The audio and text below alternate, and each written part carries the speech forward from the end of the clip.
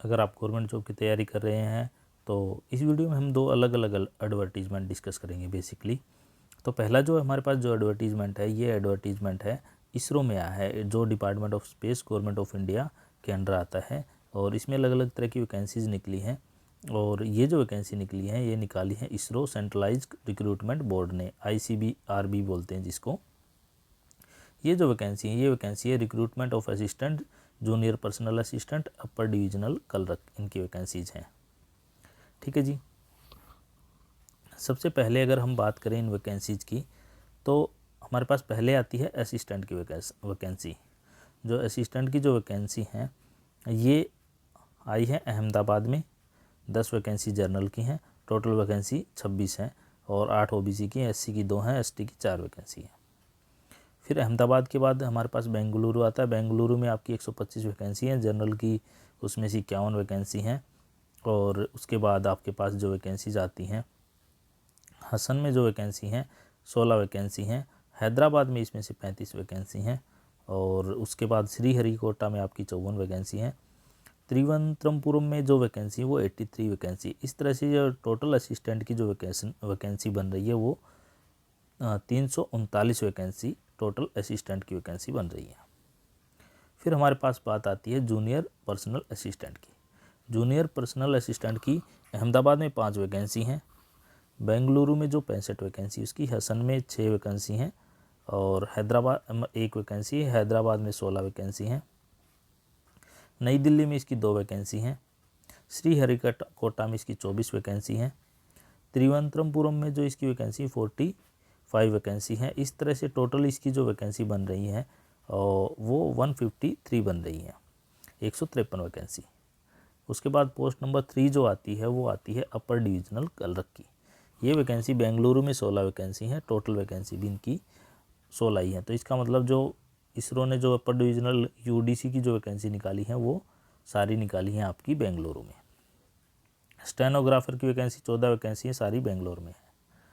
उसके बाद आपके पास जो आती है assistant for filing up at autonomous institution under department of space. Department of space के अंडर में असिस्टेंट की वैकेंसी 1 हैदराबाद में 2 आई हैं, त्रिवंतरमपुरम में 1 वैकेंसी आई है।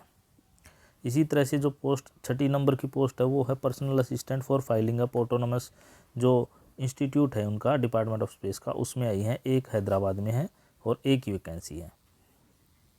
अब हम चलते हैं इन पे कि क्या आपकी क्वालिफ़िकेशन रहनी चाहिए, किस तरह से आपका सिलेक्शन इसमें रहेगा।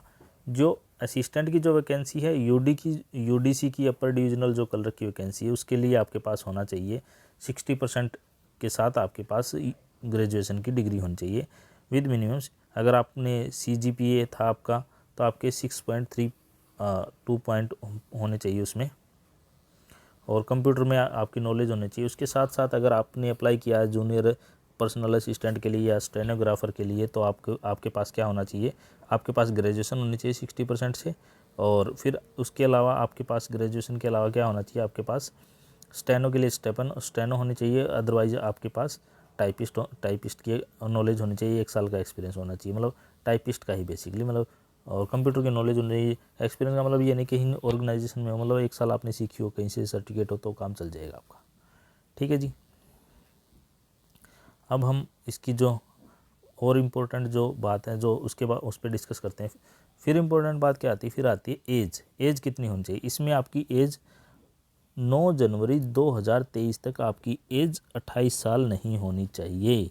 अगर आपका जितना रिजर्वेशन है उसका आपको मिल जाएगा। ठीक है जी।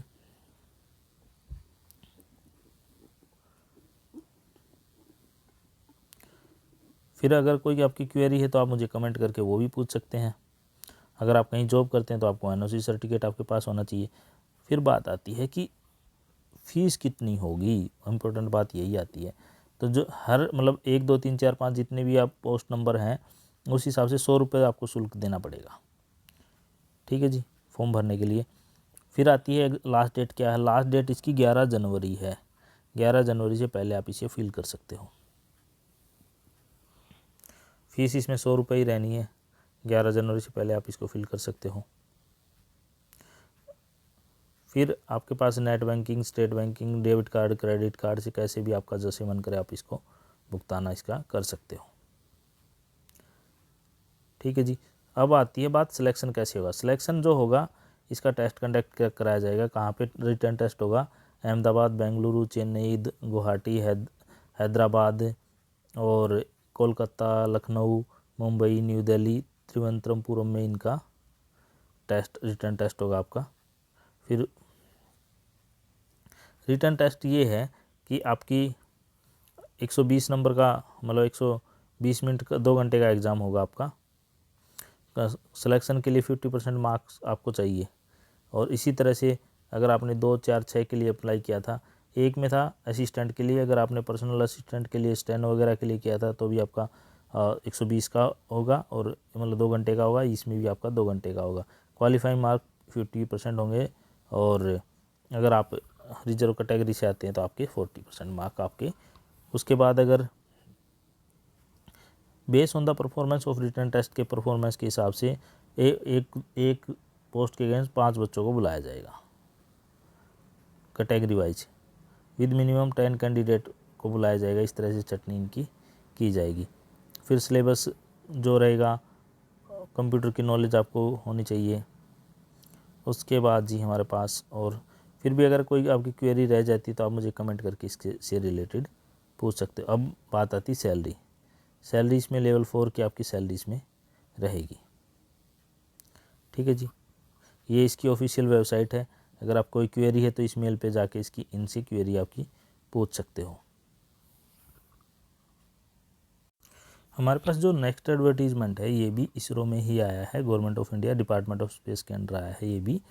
और इसमें जो एडवर्टीजमेंट है, ये जो आपको फॉर्म भरने की लास्ट डेट जो दे रहा है वो दे रहा है 8 जनवरी 2023। 8 जनवरी 2023 तक आप इसके फॉर्म भर सकते हो। ये जो पोस्ट है ये स्पेस एप्लीकेशन सेंटर में आई है आपकी, जो इसरो का है, डिपार्टमेंट ऑफ स्पेस के अंडर आई है।